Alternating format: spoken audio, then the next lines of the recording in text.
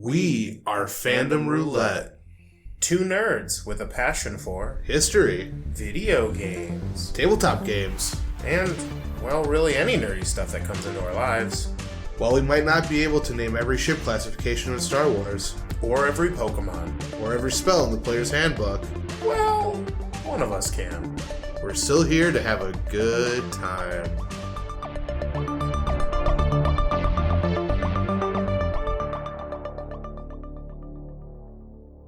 Hey everyone, welcome to Fandom Roulette. This is Joe.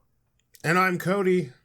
And on Fandom Roulette, this is a podcast where we talk about a myriad of nerdy things, including such things as history, video games, tabletop role-playing games, and any other nerdy stuff that we feel like we're going to want to talk about when we talk about it.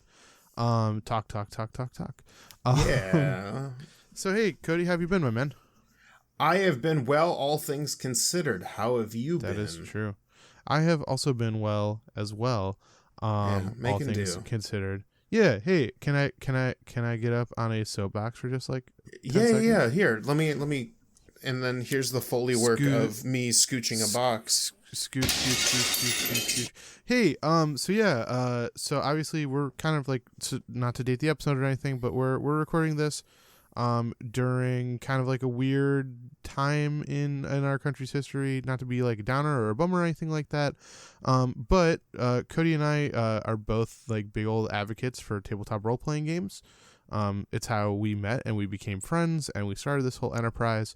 So you're probably sitting there yourself like wondering, oh my gosh, how am I going to take advantage of this? Or, how am I going to be able to play? How am I going to be able to do this thing without anyone around me? So I just wanted to say there's like some systems online you can use. At the very least, the simplest thing you could do is like, use something like a Discord server or a Skype or a Google Hangout or something like that.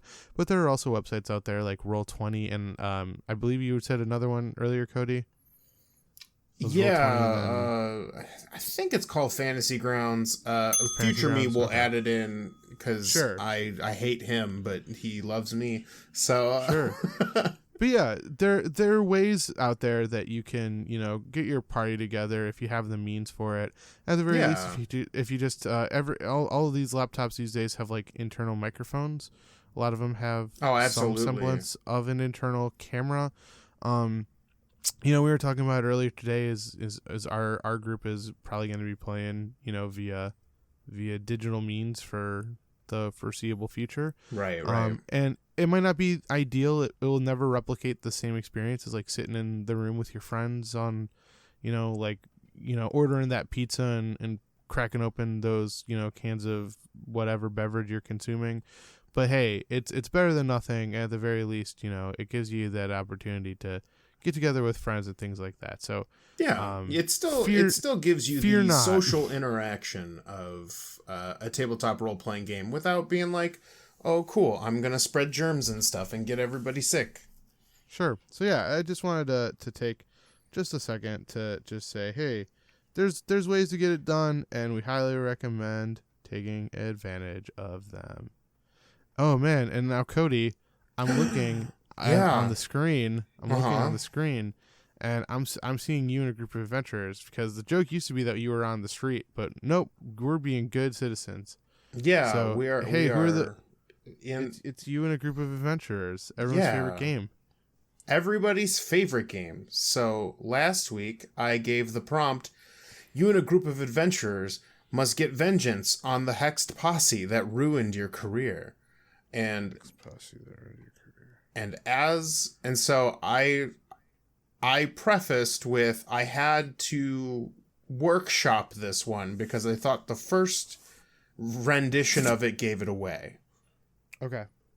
However, I've been racking my brain and I cannot. Yeah, and still nothing? No. Okay. So I will let me give you the first one. The one that I thought would blow my cover and be too easy. You and a group of adventurers must get vengeance on the cursed crew that ruined your career.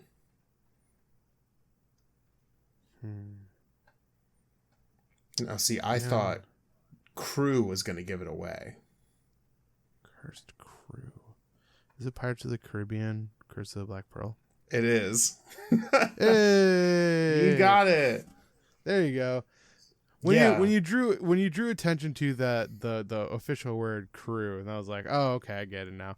Yeah, so I thought that was one. gonna I give liked it. Yeah, that one was. I had to workshop that because as soon as I threw it to a couple people who I was workshopping it with, because I was like, I don't know, that might be too hard, might be too easy.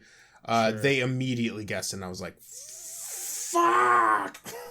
There you go. So yeah. So do you have one for this week? I do. So this one has a couple of genres. So it's yeah. There's a couple of things. Okay. Yeah. So, you and a team of adventurers fight for acceptance while defending your own and protecting those who hate you. Huh. Say that again? Yeah. You and a team of adventurers fight for acceptance while defending your own and protecting those who hate you. Huh. And you said the medium is mixed? Like there's more than one? Yeah, so like there's films, sure. There's television, etc. Okay. So, yeah. Interesting. Yeah, I'll have to go. I'll re-listen to this for sure and try to think of it because I am. You're a little stumped. Yeah, you're a little stumped. I think we're starting to get to like the ones where it's like, all right, we got to kind of pull from an area where, you know, it's not like forefront in our mind or it's not things that we talk about pretty regularly, so we can be like, aha. Sure. Although Snowpiercer was definitely like. That was a poll, but for some reason it just immediately clicked with me. I don't know why. Doing that sound that you do when you do finger guns. Yeah, there you go. Yeah. But yeah. But hey, you got. Tell us. Teach me how to DM. Teach me how to DM. I will teach you how to do that. So if you have been following us through my. How Get to away, be you're too close. Well, yeah, first off, personal space. I you know, give me the social accepted norm. But if you've been following us on how to be a game master or dungeon master or just the general runner of a tabletop RPG, because they have so many names because it means different things to different games. So if you watched our first episode, congratulations, you can start playing. Hooray. And everything past that point is just things that I learned along the way that in my opinion have made me a better game master over time. And so we're kind of getting into the philosophical, like these are just like kind of the ramblings of a madman, and so I think I'm into it. Yeah, so for the foreseeable future, we're gonna, after this episode, we're putting a pin on this because it's not so much now how to be a game master and advanced techniques. It's more of, you know, design philosophy or gameplay philosophy, and this is where it's going to start. You're going to start seeing that. I think this is kind of the introductory course to game design philosophy 101 or whatever. And it's got a name and it means something different to pretty much everybody, and it's called the Pillars of Play. Whoa. Yeah. So in tabletop role-playing games, there's this thing that game masters, game designers, they talk about this a lot. And basically, if you've looked anything up about tabletop role-playing games, at some point someone has brought up the Pillars of Play. And basically, if you boil it down to its basic fundamental principle, it's what your players are expected to do when they come to the table. And now this is kind of the nebulous kind of philosophical part, because that can be different based on the game you're playing or even your game master mindset. Whoa. But it's good to see what people kind of consider the Holy Trinity and the most, quote unquote popular, because seeing an example of what this means kind of starts to give you an idea of like, what do these pillars of play mean to me? So we will be exploring it from the vantage point of Dungeons and Dragons, which I am very familiar with. And you will notice, if you've ever looked up online, in Dungeons and Dragons, there are 3 pillars. It's combat, social encounters, and exploration encounters. And basically, what that means is if you are playing Dungeons and Dragons, you will probably be doing 3 things. You are either going to be in combat, fighting, herding goblins, whatever. You will be talking to somebody, whether that be the barkeep or the rich noble down the road. And then exploration or exploring, and we can kind of start to see this, like if you're watching like Indiana Jones, that first scene where he goes into the temple and he has to jump over the chasm, and then there's the rock and he's got to do the quick swipe, like that would be considered exploration. Okay. And so, and really what ends up happening is you'll notice that the exploration pillar is kind of this catch-all term for basically anything that doesn't fall into the same category as combat or social. Okay. Sure. And I would also argue that this is probably the second most developed part, or the second most developed pillar. Okay. Because there are a lot of mechanics. There are skill checks and spells, and there was a lot of effort put into how do you deal with the kind of catch-all of Dungeons and Dragons. Like, how do you deal with the party trying to find the temple hidden in the jungle, right? Mm-hmm. I would say that combat is first and foremost the strongest and most developed pillar for Dungeons and Dragons. There's literally probably what I would consider 3/4 of the player's handbook, and even more so in the Dungeon Master's Guide, that is strictly for combat. And most of that is because of its kind of wargaming start. It's the where it got its start is, loosely based off of, old war games and things like that. Mm-hmm. And then you have the social, which is pretty self-explanatory. It's when you chat with people, but there are spells and items and general skills that augment your quote unquote social ability. Want to be a socialite? Put your stats into charisma. And I feel like this is the weakest pillar in Dungeons and Dragons 5th edition.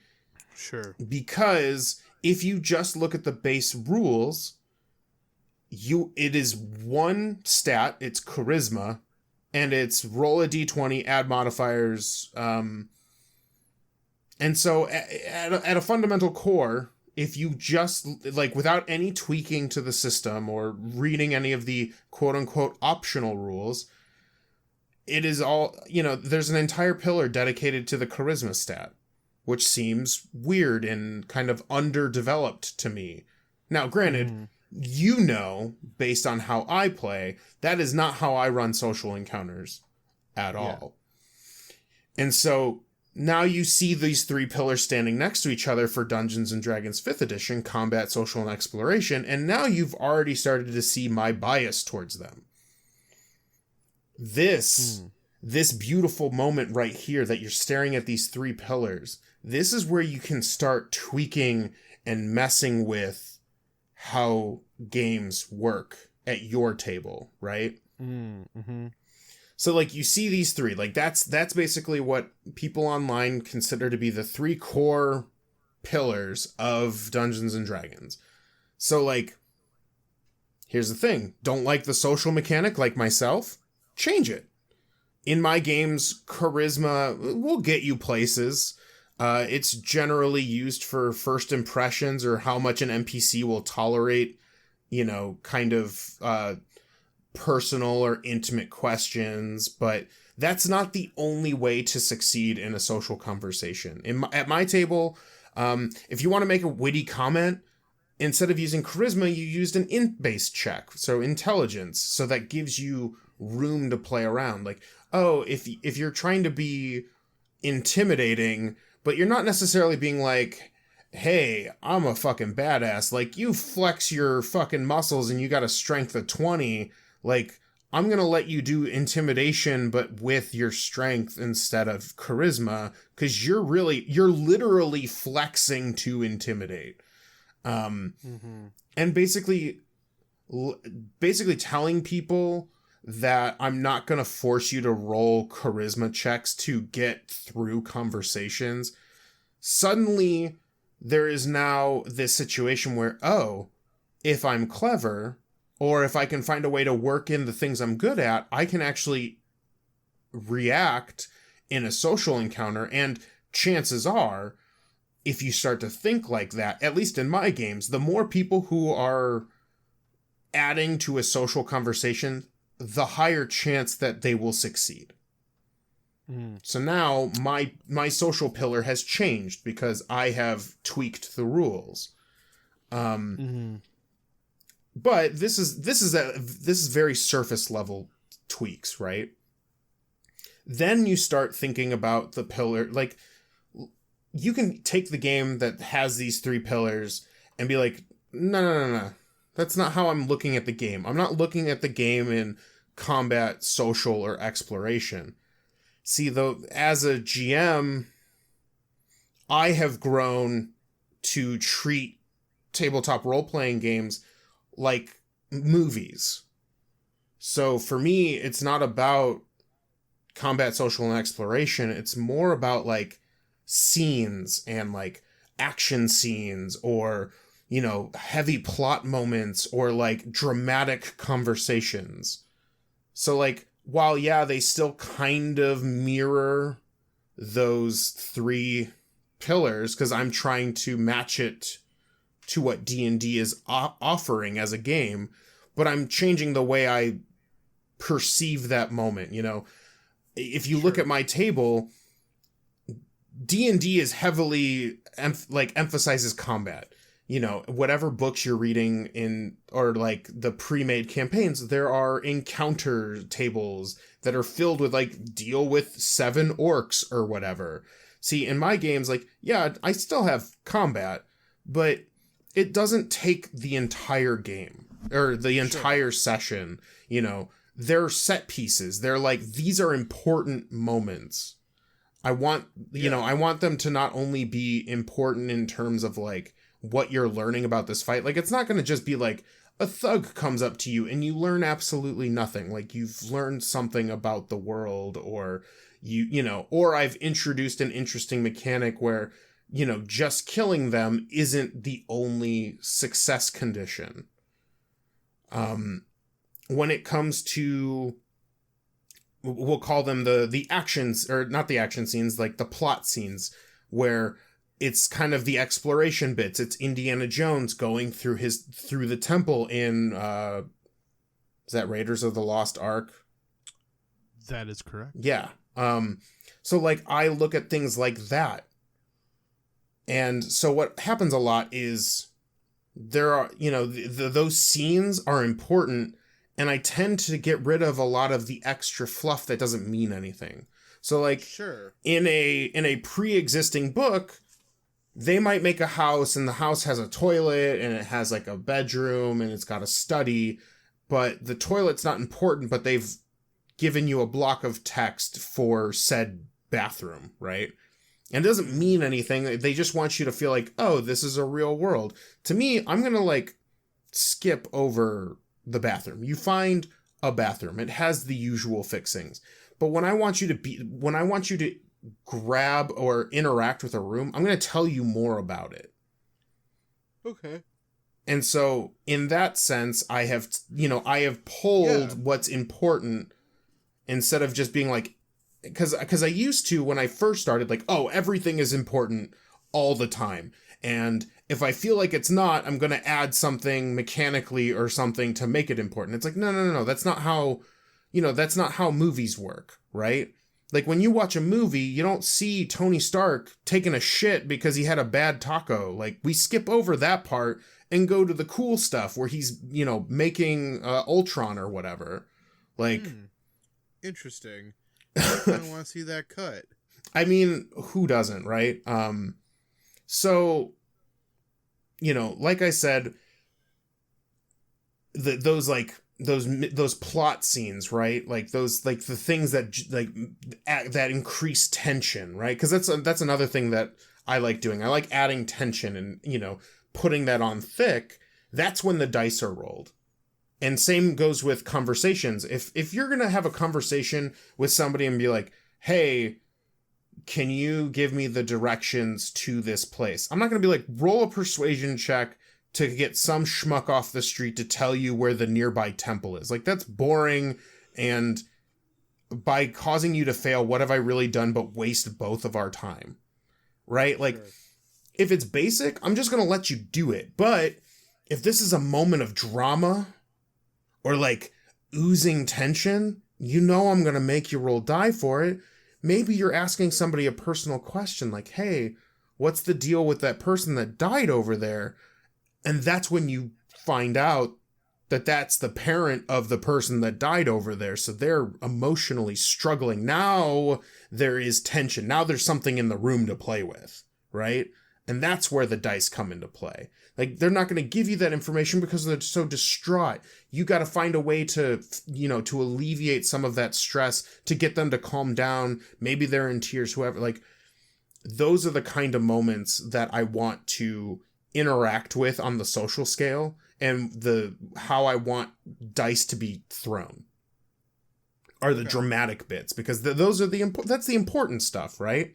And granted, sometimes I will have conversations with the party about things that may not necessarily be important to everybody or important to the story, but it's important to them, right? Because if you're asking me a question about something in the game, whether it's in character or not, low key, at the very least low key, but in most cases, that is important to you.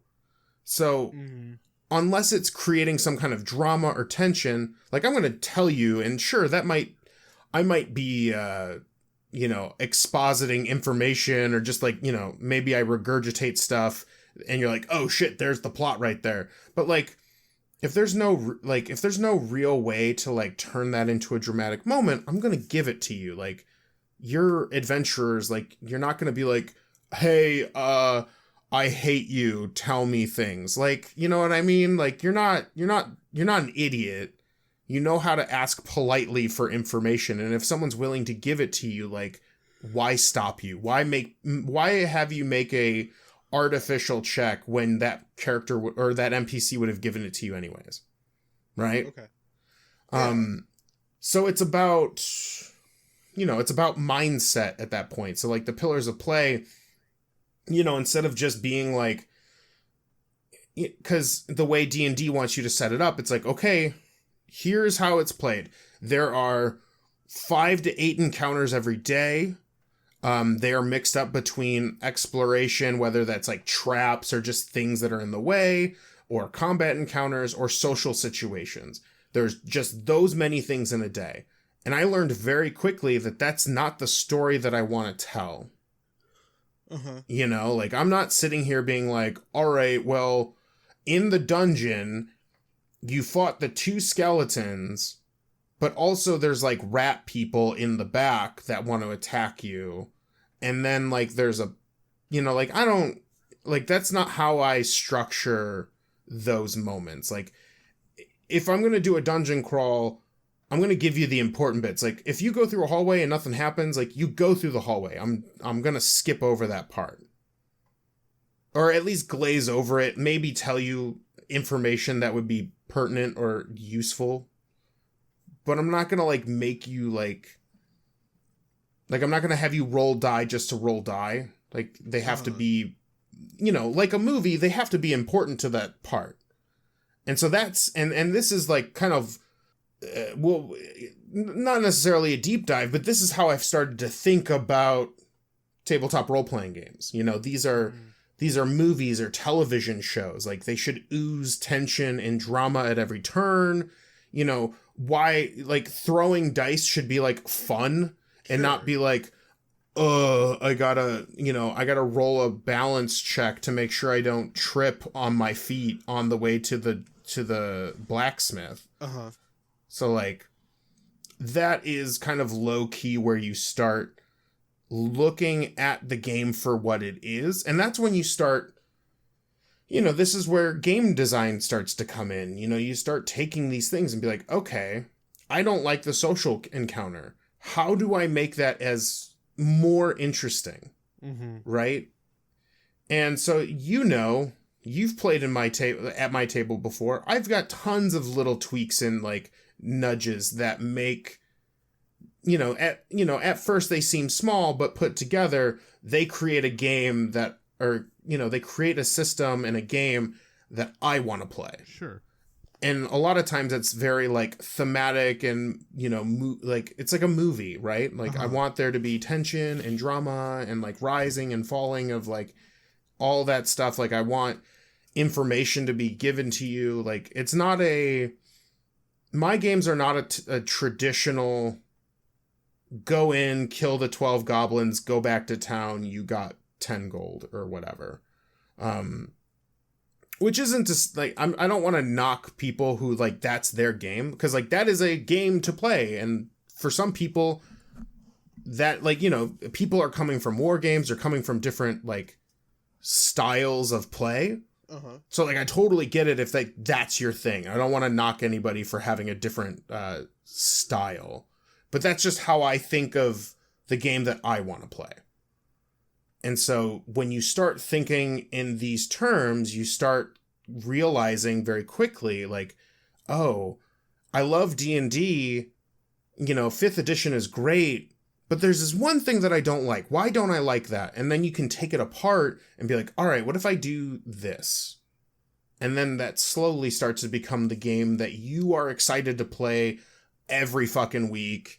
You're 100% in, etc., etc. Sure. So like that's kind of philosophy 101 is starting to take I guess it's abstracting a little bit. You kind of pull away and figure out what it is you like about those games and start to tweak and change, or just admire sometimes. Like I admire the amount of effort that was put into 5th edition's combat. Because in a way, it is weirdly simple, but also complicated. You know what I mean? Sure. But, and this is an example, like Magic, I would have found a different way to deal with Magic. Yeah, I would agree with that. Because it is convoluted, and you really have to understand the game mechanics to make sure you're actually using your spells correctly as intended. So those are my thoughts on the quote unquote pillars of play, and kind of a introductory course to how I look at how I look at my games, really. Like when we start pumping out the campaign diaries in future releases, like you'll know that like I'm super inspired by the stories of like video games and anime and video like movies that I watch. Like, man, like all of those inspire me to create fun stories that are like, oh yeah, like I hope that at the end of my sessions, people are excited to come back for the next week. Sure. So those are my thoughts on this bit. Sorry, that was a lot of explaining how this works. Do you have any questions or thoughts to add to this concept? No, I think that you handled it well. I think that I agree with you in a couple of senses, where I think that 5th edition social stuff could be improved in a little in a few ways. as could their magic. But I think that you've not found nice balances for them both. I think I've said this before, and I'll say it again, where it's like nothing is more frustrating to me as a player than like having a really solid idea for like a social plan and then just botching the dice roll.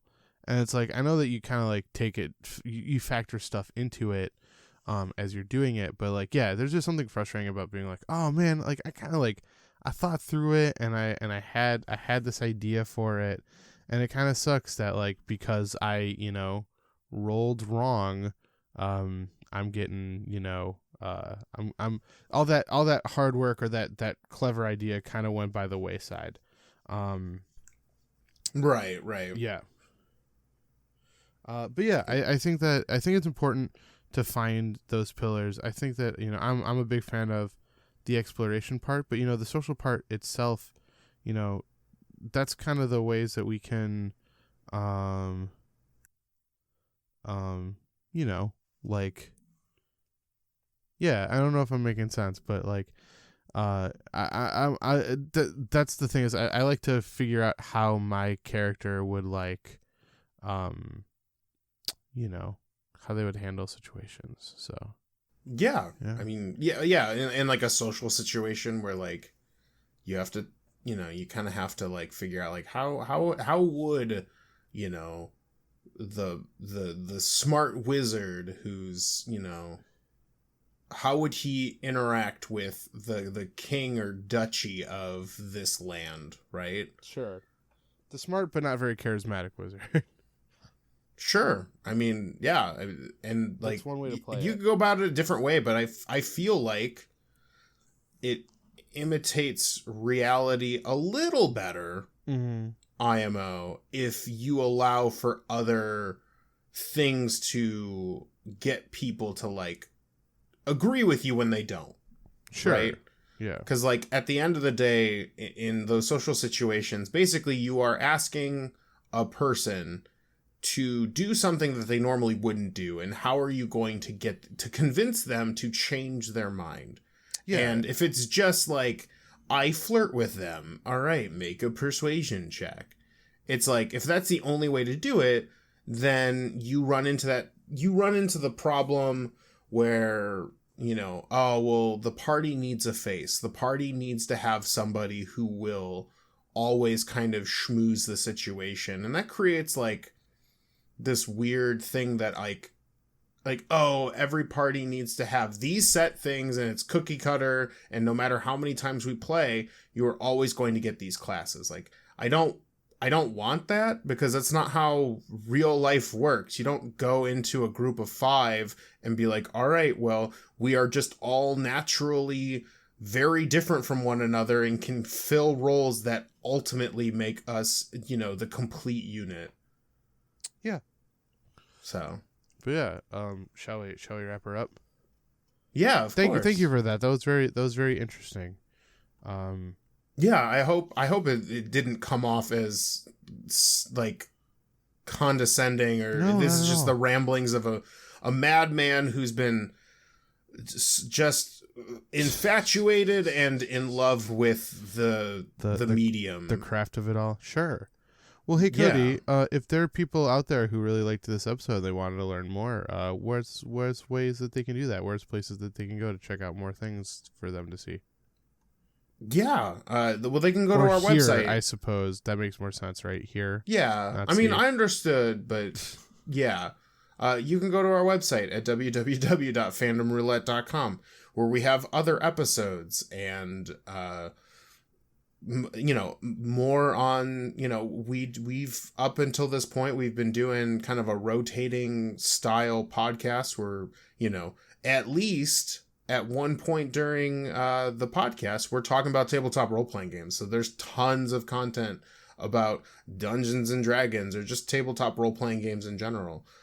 You can find our episodes on our website. If you go down, you can see our bios and a little more about us and how we came to this moment. And then at the bottom, right before all of our like social media links or our other platforms, We have a little area where you can, ask us questions about, more things like this. If you want to tell us about your design philosophy or your game master philosophy, I would love to hear it. I always love hearing how people play their games. It fascinates me because I feel like everyone's uniquely different, and then sometimes a lot of core things overlap, which is super nice. Mm-hmm. So you can do that, or just talk about how crazy I am in that little section. And if you want to tweet at us, especially about the you and a group of adventurers for this week, you can do so at fandomr_podcast. Heck that is our Twitter handle. And then if you're looking for memes or just fun stuff that we like to do during the week, you can find us at Facebook and Instagram. We're posting stuff all the time. It always cracks me up. I always like to post the things that make me laugh. Hopefully sure. It makes everyone else laugh. And then if you're looking for other mediums or ways to share the podcast, or just other ways to listen to us, we are on iTunes, SoundCloud, Google Play, Spotify, your RSS feeds. We're on YouTube. So if you're a YouTube junkie like myself, we are there. And thank you guys so much for listening. Please rate, review, subscribe, smash the bell if you're on YouTube. All of those things. We greatly appreciate any help and support that we get, because this is our passion project, our love child. Yeah. Ooh. Okay. I was really hoping you'd let that go, but here we are. Nope. I'm never gonna let it go. Ooh. But yeah. Once again, thank you so much for listening. We will see you guys next time. Yeah. Yeah. And then just during this time, we be safe. Thank you for listening. All that good stuff. So signing off for Fam Roulette, this is Joe. And I'm Cody. And as always, stay nerdy. Stay super nerdy.